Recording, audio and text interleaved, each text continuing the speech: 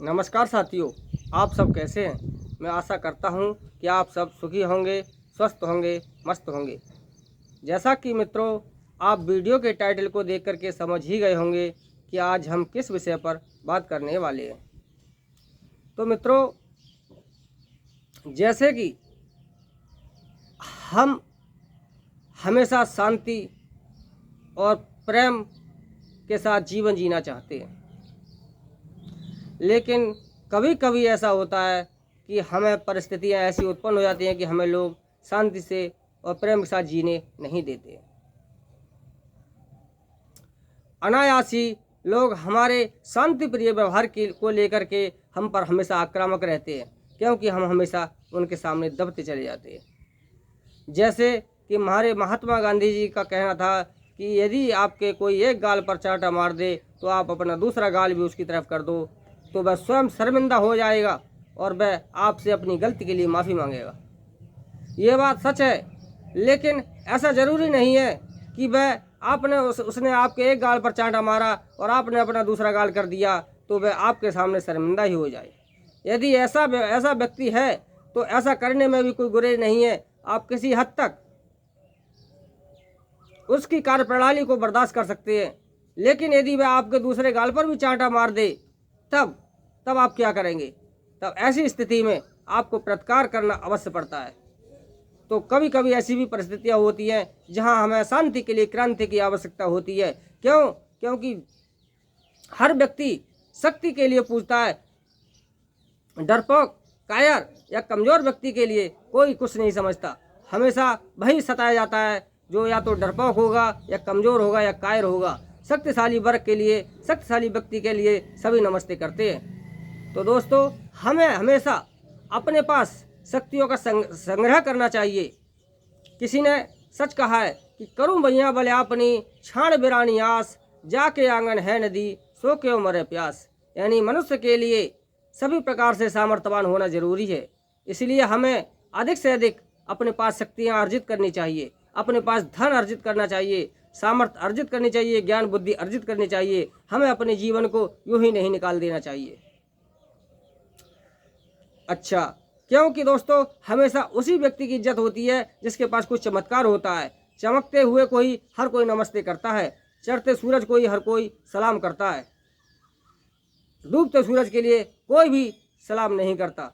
अब रही बात यह कि दोस्तों, हमारे पास यदि चाणक्य नीति के अनुसार स्पष्ट रूप से कहा गया है कि डर डरने के लिए बनाया गया है।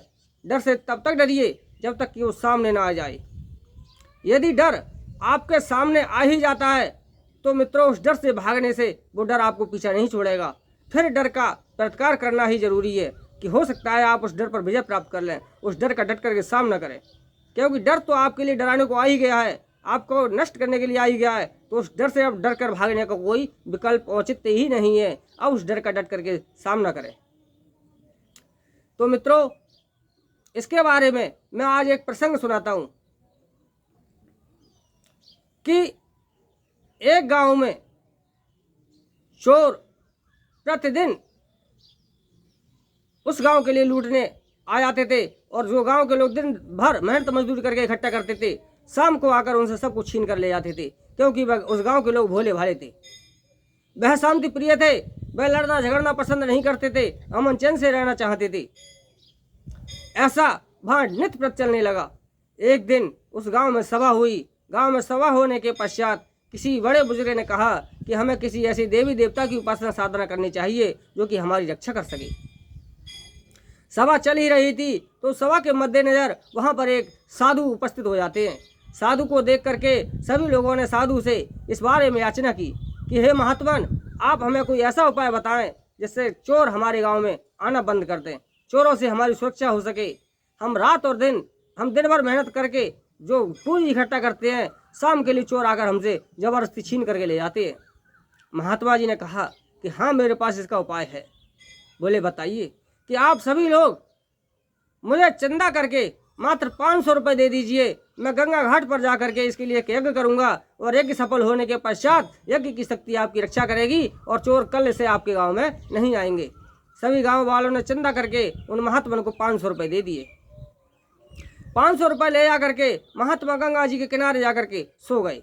आराम से महात्मा जी गंगा जी के किनारे सो रहे थे और उधर चोर उस गांव के लिए रात को लूट रहे थे। सुबह के लिए बाबा फिर उस गांव में आए। गांव वालों ने इकट्ठा होकर के फिर कहा कि बाबा, चोर तो आज फिर आए और हमको लूट कर ले गए। बाबा ने कहा कि बेटे, मैंने यज्ञ तो किया था लेकिन मेरा यज्ञ विध्वंस हो गया। कृपया करके आज आप पुनः मुझे 500 रुपये दे दीजिए, मैं पुनः यज्ञ करूंगा और यज्ञ की शक्ति आपकी रक्षा करेगी। गांव वालों ने 500 रुपये उन्हें फिर दे दिए और उन्होंने फिर जाकर के गंगा किनारे सो गए। बाबा गंगा किनारे के सो रहे थे और चोर रात में गांव के लिए लूट रहे थे। ऐसा ही सिलसिला लगभग 4 दिन तक चला। 5वें दिन बाबा फिर गांव में पहुंचे तो गांव वालों ने सोचा कि दिन में तो बाबा लूट कर ले जाते हैं और रात को चोर लूट लेते हैं, ऐसी ज़िंदगी हम कब तक जिएंगे। और गांव वालों ने सबने सलाह कर ली। जैसे ही बाबा गांव में आए तो सभी गांव वाले बाबा पर टूट पड़े, किसी पर लाठी, किसी पर भाला, किसी पर चाकू, कि आज बाबा दिन भर तो तुम लूटते हो, रात को चोर लूटते, आज हम तुम्हें छोड़ेंगे नहीं। बाबा ने कहा कि बस बस ठहर जाओ, आपने मुझे 4 दिन में 500 रुपये 2000 रुपये दिए हैं, आप अपने ये 2000 रुपये लीजिए और मेरा यज्ञ सफल हो गया। आज जिस प्रकार से आप मुझ पर लाठी वाला चाकू लेकर के मेरा प्रतिकार करने के लिए दौड़े हो, उसी प्रकार से यदि आप उन चोरों का सामना करोगे तो वो चोर ही नहीं है जो आपको लूट करके ले जाएं। ठीक जिस प्रकार से आपने मेरा प्रतिकार किया है, आज रात को उनका प्रतिकार करना। उन गाँव वालों के लिए ये बात एक उदाहरण, ये मिसाल के तौर पर उनके दिमाग में घर कर गई और उन्होंने ये विचार कर लिया कि आज रात को वो उन चोरों का डटकर सामना करेंगे। और सारे गाँव वाले तैयारी के साथ सोए। जैसे ही चोर गाँव में घुसे तैसे ही गांव के लोगों ने किसी पर लाठी, किसी पर भाला, किसी पर चाकू और चोरों पर टूट पड़े। चोर गांव को छोड़ करके भाग गए। उसी दिन से उस गांव में एक भी चोर नहीं आया। तो मित्रों, कहीं कहीं प्रतिकार की भी आवश्यकता पड़ती है। हमें हमेशा उपकार की ही नहीं, प्रत्युपकार की और शांति की ही नहीं, प्रतिकार की भी आवश्यकता होती है, क्रांति की भी आवश्यकता होती है। तो समय पर जो चीज़, जिस चीज़ के लिए समय मांगता है, उस चीज़ के लिए ही हम समय के अनुसार प्रयोग हमें करना चाहिए।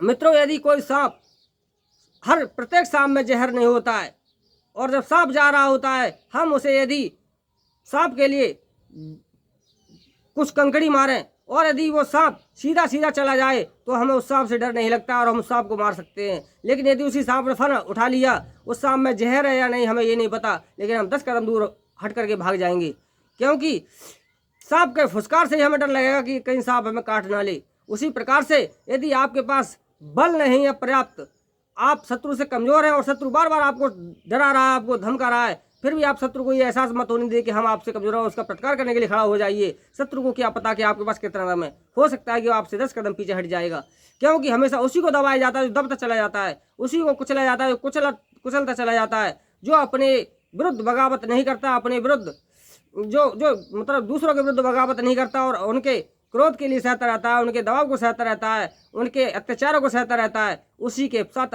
अत्याचार होता रहता है। जब तक आप अत्याचारों के विरुद्ध आवाज़ उठाना नहीं सीखोगे तब तक इसी प्रकार से अत्याचारों को सहते रहोगे। तो मित्रों, मेरा कहना यह है कि आप कभी भी किसी को बिना मतलब मत सताइए, हमेशा शांति का पाठ पढ़िए, और यदि इसके बावजूद आपको सताया जाता है तो उसका प्रतिकार भी करना सीखिए, क्योंकि प्रतिकार करना भी जरूरी है। अत्याचारों के विरुद्ध, अन्याय के विरुद्ध आवाज़ उठाना भी जरूरी है। तो मित्रों, मेरे इस कहने का आप तात्पर्य भली बात समझ गए होंगे, क्योंकि आप सभी लोग स्वयं से समझदार हैं। तो मित्रों, आज के लिए बस इतना ही। मिलते हैं अगले वीडियो में, तब तक के लिए नमस्कार साथियों।